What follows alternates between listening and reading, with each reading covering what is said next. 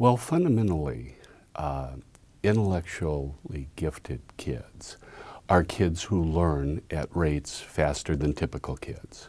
And there's nothing discrete here. There's no clear-cut boundary.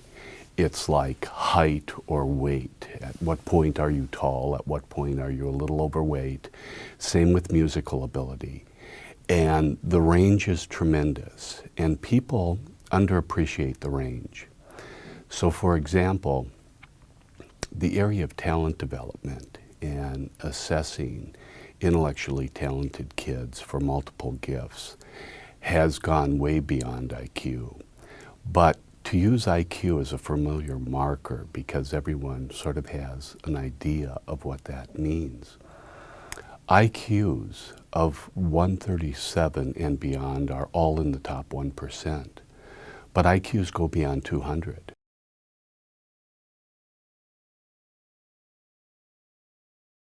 In addition to a general ability, like IQ, there are three specific abilities that are very critical to educational, occupational, and creative development.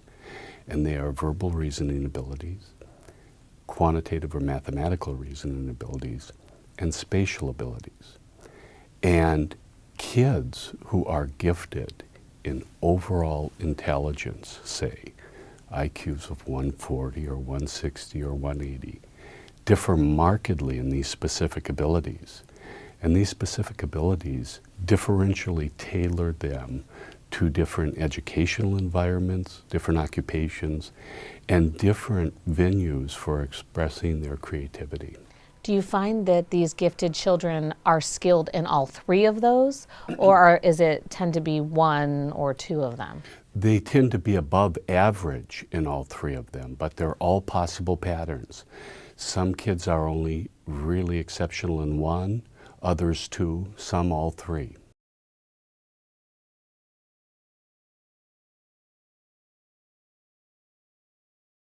The first thing to really become aware of is the individual differences in rates of learning among students.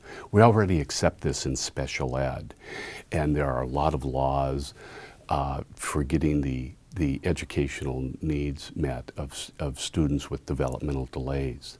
But there's less emphasis on the other end of the spectrum, the mathematically precocious, the verbally precocious kids. And we have to understand how quickly they learn.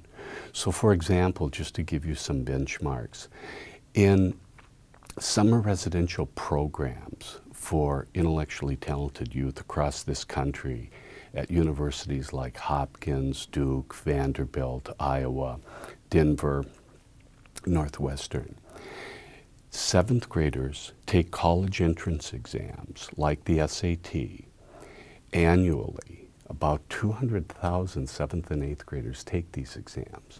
Those who score average in terms of the typical college-bound high school senior can take a full high school course in 3 weeks' time. That's approximately a SAT score of math or verbal 500. Those 12-year-olds who score 700 or more can take 2 courses. They digest it, they love it, they want to come back again. Cutting the 700 value is an important number because that represents the top 1 in 10,000. And these are the profoundly gifted. And they have different educational needs.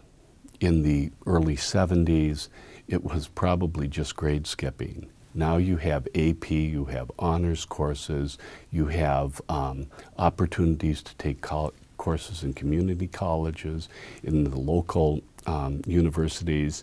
You have early entrance to universities. So there are a variety of ways to get kids' needs met now.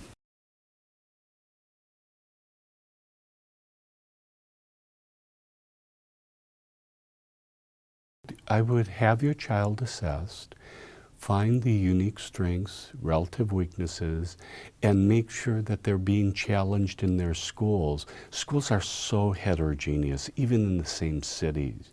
You really can't tell. You have some principals who are very progressive, very accepting, others who will say things like, we don't have any gifted kids here. You know, there's the full range. So you really have to do your homework. Well, the next step there would be to make an appointment with the school counselor, get a school psychologist involved to see if there are assessments you can do to see if grade skipping is warranted. There are assessments you can do to see if it's particularly focused on a content domain like mathematics, then you can excel them that way.